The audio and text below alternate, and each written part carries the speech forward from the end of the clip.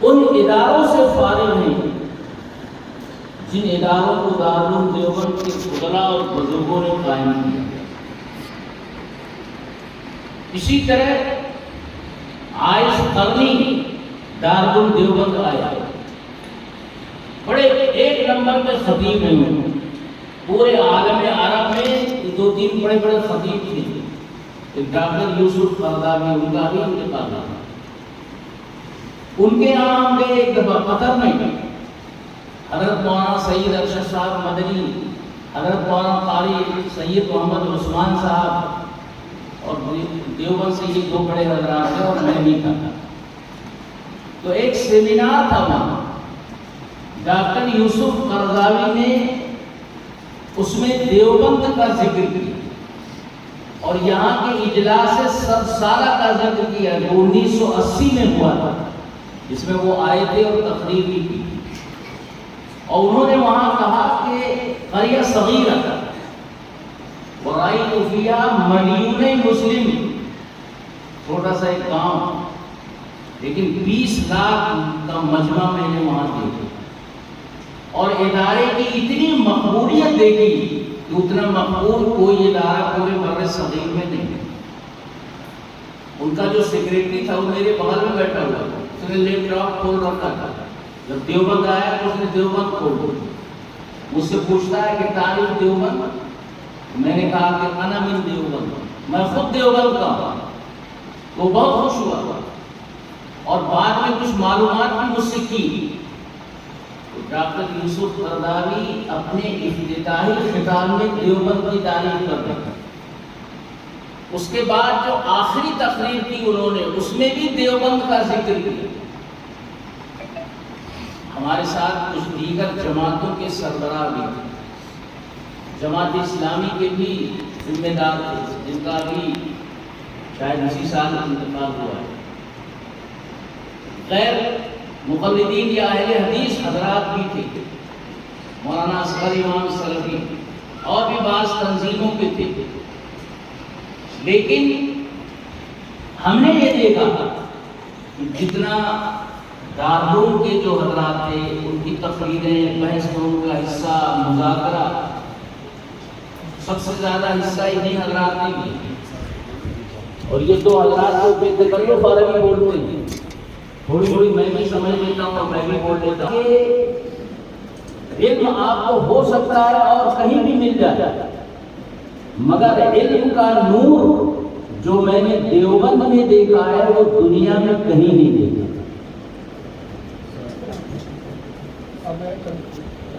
تشریف نہیں لے جا پاتا مصروفیت کی وجہ سے، لیکن آپ کے یہاں حضرت مولانا علی حسن صاحب کی دعوت پر کئی دفعہ پہلے بھی تشریف لائے ہیں اور آج بھی تشریف فرما ہے، اور اصل خطاب حضرت ہی کا، میں تو ویسے تھوڑی دیر کے لیے بیٹھا تھا۔ یہ کچھ باتیں تھیں، میں عرض کر رہا تھا کہ دارالعلوم کے اور دیگر مدارس کے فضلاء نے تعلیم و تربیت، اصلاح معاشرہ، فرق باطلہ کا تعاقب، اسلام کی حفاظت و اشاعت وغیرہ کا جو کارنامہ انجام دیا ہے وہ آب زر سے لکھے جانے کے قابل۔ اب ان مدارس کا یہ جو ماضی ہے تابناک، اسی طرح ہم اس کے حال کو بھی روشن اور تابناک رکھیں، اس لیے یہ رابطہ مدارس اسلامیہ قائم ہے۔ اس کے مقاصد میں نظام تعلیم و تربیت کو بہتر بنانا، مدارس اسلامیہ کی داخلی اور خارجی مشکلات کا حل، مدارس کے درمیان آپس میں ربط و اتحاد کا فروغ، فرق باطلہ کا تحقق، مسلم معاشرے کی اصلاح، یہی سب رابطے کے مقاصد ہیں۔ اس لیے مدارس جو کام کر رہے ہیں اس کام میں لگے رہیں تو یہ مقاصد حل ہوتے رہیں گے، آسان ہوتے رہیں گے۔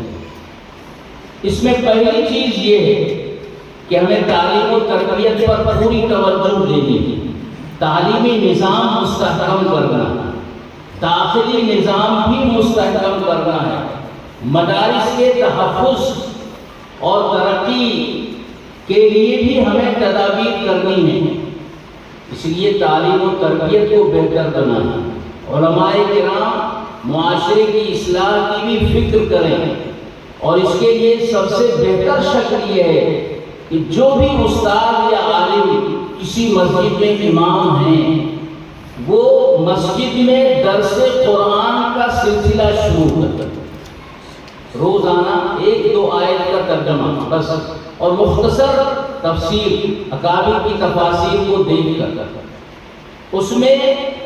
ختم نبوت کی بات بھی آئے گی، تعلیم کی اہمیت بھی آئے گی، معاشرے کے اصلاح کی بات بھی ہوگی، فرقہ باطلہ کا تعاقب بھی ہوگا، فرقہ باطلہ کون ہیں، وہ کس طرح مسلمانوں میں گھس جاتے ہیں اور ان کو گمراہ کرتے ہیں، معاشرے کی اصلاح بھی ہوگی۔ اسی کے ساتھ رابطے مدارس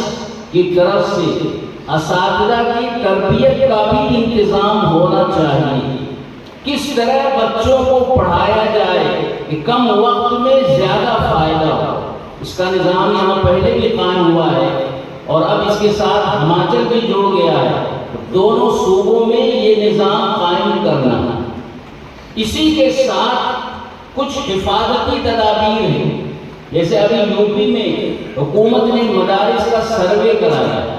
جب سروے شروع ہوا تو مدارس کے ذمہ داران حضرات بہت پریشان ہوئے، کچھ گھبرائے، اور دارالعلوم کی طرف سے کچھ عجیب انداز سے وہ دیکھنے لگے کہ دارالعلوم ہماری کچھ مدد کرے۔ چنانچہ 18 اکتوبر کو حضرت والا کی زیر صدارت وہاں اجلاس ہوا، وہاں مدارس کو ہدایات حضرت نے جاری کی کہ مدرسے کی حفاظت کے لیے جو چیزیں ضروری ہیں وہ کریں، مدرسے کے کاغذات درست ہونے چاہیے، اگر درست اب تک نہیں ہے تو اب کرنے کی کوشش کی جائے، مسجدوں کے کاغذات درست کیے جائیں، رجسٹریشن مدرسوں کا کرایا جائے، جو بھی ضروری چیزیں ہیں وہ کی جائیں۔ یوپی میں یہ ہوا، اتراکھنڈ میں بھی اس کا اعلان ہو گیا ہے، کرناٹک میں بھی اس طرح کی بات آ رہی ہے، اور ہو سکتا ہے کہ اور صوبوں میں بھی ہو۔ اس لیے جو ذمہ داران ہیں وہ اپنے اپنے مدرسے کا جائزہ لیں اور جائزہ لے کر صورتحال دیکھیں کہ کس کاغذ کی کمی ہے، کون سا کاغذ تیار کرنا ہے، وہ جس طرح بھی ہو اس کو تیار کریں تاکہ مدرسے مشکوک نہ ہوں۔ اگر مدرسے مشکوک حکومت کی نظر میں ہو جاتے ہیں تو بعد میں بہت سی پریشانیاں آ سکتی ہیں، اس لیے ان چیزوں کا خیال رکھا جاتا ہے۔ اور اس میں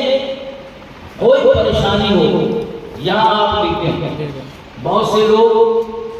مدارس کے کاغذات یا مسجدوں کے کاغذات وغیرہ کے سلسلے میں زیادہ معلومات نہیں رکھتے تھے، کیا کاغذات چاہیے کیا نہیں چاہیے، اس سلسلے میں وکلاء سے بھی مشورہ کیا جا سکتا ہے۔ اس لیے یہ جو رابطے کی شاخ ہے وہ الحمدللہ تیزی سے کام کر رہی ہے، وہ کام اور آگے بڑھے گا اگر آپ سب حضرات کا بھرپور تعاون اس میں شامل ہے۔ اس لیے جو نظام طے کرنا ہے وہ آپ ہی کو کرنا ہے،